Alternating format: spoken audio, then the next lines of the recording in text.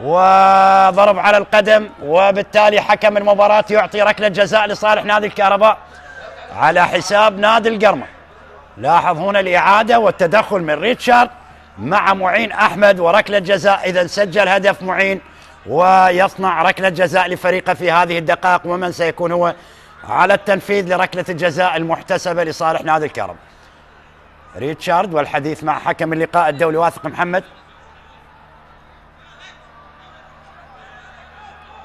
ريتشارد، هذا محمد عدنان دوحي يشترك الآن، ومحمود خليل أيضا.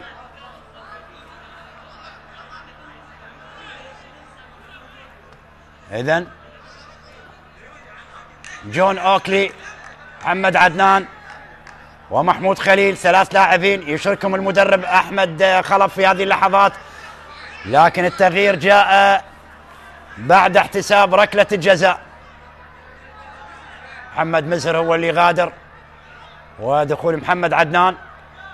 هذا وقاع رمضان، وقاع، هل يتمكن من التسجيل امام الحارس الشاب ليث؟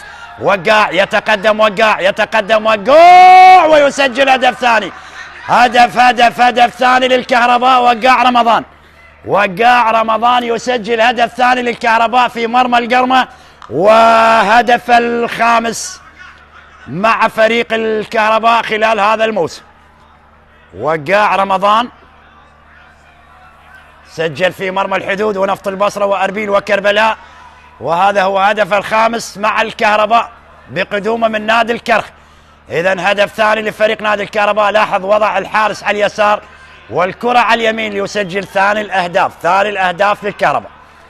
نادي الكهرباء يكشر عن أنيابه من خلال الشوط الثاني، ويستطيع الوصول إلى مرمى فريق القرمة بهدفين لغاية الآن مع التغييرات الثلاثة اللي أجراها المدرب أحمد خلف.